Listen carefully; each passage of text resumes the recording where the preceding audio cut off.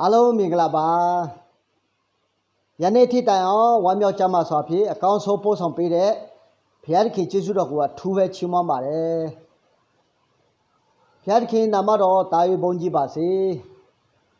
ဓမ္မမင်းဆွေများအလုံးပေါ်မှာလည်းဘုရားသခင်ထာမကောင်းကြီးခံစားကြပါစေလို့နှုတ်ခွန်းဆက်ပါတယ်ကျွန်တော်တို့အခြေအနေငယ်ရတဲ့အခါမှာဘုရားသခင်နှုတ်ကပတ်တော်ကိုတူတော်ကဆင်ခြင်လေ့လာကြပါစို့ဒီကနေ့လေ့လာစေခြင်းမဲ့အကြောင်းအရာရဲ့ခေါင်းစဉ်ကအေဆောက်ချင်းနှမျိုးဖြစ်ပါတယ်ရှင်မတ်တဲ့ခန်းကြီး9အပိုင်းငယ်24မှာ29ကိုအတူတကွဖတ်ချင်ဖြစ်ခွာယူကြပါစို့အကျေသူဒီငါဟောပြောသောဤစကားကိုကြား၍နားထောင်၏ထိုသူသည်ကြောက်ပေါ်မှာအေဆောက်သောပညာရှိနှင့်တူကြောင်းကိုငါပို့ပြမည်မိုးရွာ၍ရေစီးသည်နှင့်လေလာ၍ထိုအေကိုတိုက်သည်ရှိသောကြောက်ပေါ်မှာတည်သောကြောင့်မပြိုမလဲနေ၏အကျေသူသည်ငါဟောပြောသောဤစကားကိုကြား၍နားမထောင်ဘဲနေ၏ထိုသူသည်တဲပေါ်မှာအေဆောက်သောလူမိုက်နှင့်တူကြောင်းကိုငါပို့ပြမည်မိုးရွာ၍ရေစီးသည်နှင့်လေလာ၍ထိုအေကိုတိုက်သောအခါကြီးစွာသောပြိုလဲခြင်းသို့ရောက်လေသည်ဟုဟောတော်မူ၏ဘုရားသခင်နှုတ်ကပတ်တော်အဖြစ်အလုံးပေါ်မှာဘုရားရှင်ကောင်းကြီးပေးပါစေဒီကနေ့ကျွန်တော်တို့ဖတ်သွားတဲ့နှုတ်ကပတ်တော်ကိုအတူတကွဆင်ခြင်လေ့လာကြပါစို့အရင်တော့ကကျွန်တော်လူငယ်ဘဝတုန်းကငယ်ငယ်တုန်းကကြားရတဲ့နှုတ်ကပတ်တော်ဖြစ်ပါတယ်ကျွန်တော်ငယ်ငယ်ကတည်းကတင်းဦးဆရာတွေဓမ္မဆရာတွေဒီကျမ်းချက်ကိုတရားဟောလာတာကိုကျွန်တော်ကြားပူးပါတယ်ဒါပေမဲ့ဘယ်လိုမျိုးနေရာမှာတရားဟောတယ်လဲဆိုရင်အေတိတဲပွဲမှာတရားဟောကြပါတယ်ကျွန်တော်မမိတလောက်ပေါ့နော်အခြားနေရာလဲတရားဟောမှာပါဒါပေမဲ့ကျွန်တော်ကြားရတလောက်ဆိုရင်အရင်တုန်းကဓမ္မဆရာတွေတင်းဦးဆရာတွေအေတိတဲပွဲမှာဒီကျမ်းချက်လေးကိုဖတ်ချပြီးတရားဟောနေတာကိုကျွန်တော်ကြားပူးပါတယ်ဒါပေမဲ့ဒီနေ့ကအေတိတဲပွဲနဲ့မဆက်ဆိုင်ဘဲနဲ့ပညာရှိတော်သူနဲ့လူမိုက်အကြောင်းဖြစ်ပါတယ်ပြီးတော့နောက်တစ်ခုကဘုရားစကားကိုနားထောင်တော်သူနဲ့နားမထောင်တော်သူဖြစ်ပါတယ်ဒီရှင်မတ်တဲ့ခန်းကြီး9အပိုင်းငယ်24မှာ29ကိုဖော်ပြတာကဘုရားရဲ့စကားကိုကြားရတဲ့အခါမှာနားထောင်တယ်နားခံတယ်အဲ့ဒီလူကကြောက်ပေါ်မှာအေဆောက်တော့သူနဲ့တူတယ်လို့တခင်ရှုကပြောပါတယ်ပြီးတော့ဘုရားသခင်စကားတော်ကိုကြားရတဲ့အခါမှာနားမထောင်မနာခံဘဲနေတော့သူဟာတဲပေါ်မှာအေဆောက်တော့သူနဲ့တူတယ်လို့တခင်ရှုကဟောပြောပါတယ်ကြောက်ပေါ်မှာအေဆောက်တော့သူဟာမိုးရွာပြီးမှလေတိုက်ပေမဲ့ကြောက်ပေါ်မှာတည်ထားတဲ့အတွက်ကြောင့်အိမ်မပြုံမလဲဘူးလို့ပြောပါတယ်ပြီးတော့တဲပေါ်မှာတည်ဆောက်တဲ့လူကမိုးတွေရွာတယ်ရေတွေစီးတယ်လေတွေတိုက်လာတဲ့ခါမှာတဲပေါ်မှာတည်ဆောက်ထားတဲ့အတွက်ကြောင့်မခိုင်ဘူးမမြဲဘူးပြိုလဲသွားတယ်ဆိုတာကိုဖော်ပြထားတာတွေ့ရပါဒီအချက်လက်ကိုကျွန်တော်တို့အချိန်နဲ့ငယ်လေးနဲ့ခွာယူကြပါစို့တင်ခါစာယူကြပါစို့ကြောက်ပေါ်မှာတည်တော်သူကိုဘုရားခင်ကဘာကြောင့်ပညာရှိတော်သူလို့ခေါ်တယ်လဲဆိုရင်ကြောက်ဟာဘာကိုဆိုလို့တလဲကျွန်တော်တို့မျက်ရှိနဲ့မြင်ရတဲ့ကြောက်ခဲကြောက်တိုးတွေကိုပြောနေတာမဟုတ်ပါဘူးဒီကြောက်ဟာဘာလဲဆိုရင်တိကောအခန်းကြီး30ပိုင်းငယ်4မှာ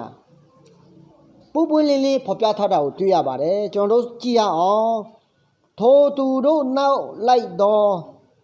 ဓမ္မကြောက်မှထွက်သောရေကိုတောက်ကြ၏ထိုကြောက်ကခရစ်တော်ဖြစ်သည်အာမင်ကြောက်ပေါ်မှာတည်တော်သူဟာခရစ်တော်ပေါ်မှာတည်တော်သူလို့သခင်ရှုကပြောနေတာဖြစ်တယ်အာမင်သခင်ယေရှုပေါ်မှာတည်ဆောက်သောအသက်တာဟာတခါတရံလောကသားတွေနဲ့ပြဿနာတွေနဲ့အခက်အခဲတွေနဲ့ဆင်းရဲခြင်းတွေနဲ့နာကျင်ခြင်းတွေနဲ့ဝေဒနာတွေနဲ့ကြုံရပေမဲ့တခင်ခရစ်တော်ပေါ်မှာတ တခင်ရှုပေါ်မှာတိဆောက်ထားတဲ့အသက်တာဖြစ်တဲ့အတွက်ကြောင့်မပြိုမလဲပဲ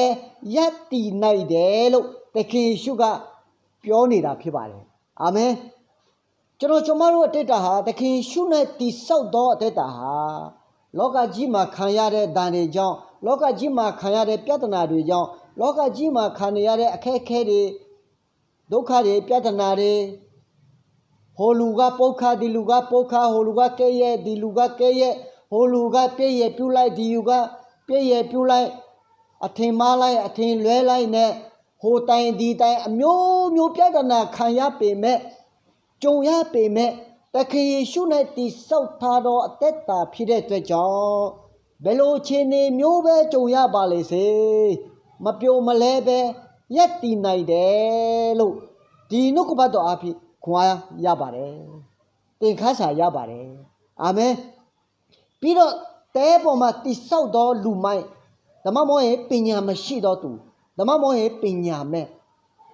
ကျွန်တော်တို့အဖက်အခန်းကြီး9ကိုတစ်ချက်ကြည့်ရအောင်အဖက်9ပိုင်းငယ်15မှာထို့ကြောင့်ပညာမဲ့ကဲ့သို့မဟုတ်ပညာရှိကဲ့သို့စိတ်စိတ်မြင့်မြင့်ကြီးဆောင်မြတ်အကြောင်းတတိပြုကြလောပညာရှိသောသူနဲ့ပညာမဲ့သောသူဖြစ်ပါတယ်ပညာရှိသောသူဟာသခင်ယေရှုခရစ်တော်၌တည်ဆောက်တယ်လို့ပြောနေတာဖြစ်ပါတယ်ပညာမဲ့သောသူဟာတဲပေါ်မှာတည်ဆောက်တယ်လို့ပြောနေတာဖြစ်ပါတယ်တဲဆိုတာဘာလဲလောကကြီးမှာခဏတာခံစားရတဲ့ကာမဂုဏ်ဝမ်းမြောက်ခြင်းကာမဂုဏ်ပျော်ရွှင်ခြင်းကာမဂုဏ်အသက်ရှင်ခြင်းပဲဖြစ်ပါတယ်ကိုကြိုက်တယ်လို့အသက်ရှင်ခြင်းဖြစ်ပါတယ်လောကကြီးမှာခဏတာပျော်ရွှင်တဲ့အရာခဏတာဝမ်းမြောက်တဲ့အရာခဏတာလူတွေကိုအားပေးတဲ့အရာခဏတာတော်လာရမယ့်အရာဖြစ်တဲ့အသက်တာမျိုးကိုတဲပေါ်၌တိဆောက်သောသူလို့ခေါ်ပါတယ်လောကကြီးမှာခဏတာပျော်ရွှင်ရမယ့်ကာမဂုဏ်ခံစားချက်ကိုတိဆောက်မယ်ဆိုရင်အခုနပြောသွားတယ်လို့လောကအရာနဲ့ဆက်ဆိုင်သောပြဿနာမျိုးမျိုးအခက်အခဲမျိုးမျိုးဒုက္ခမျိုးမျိုး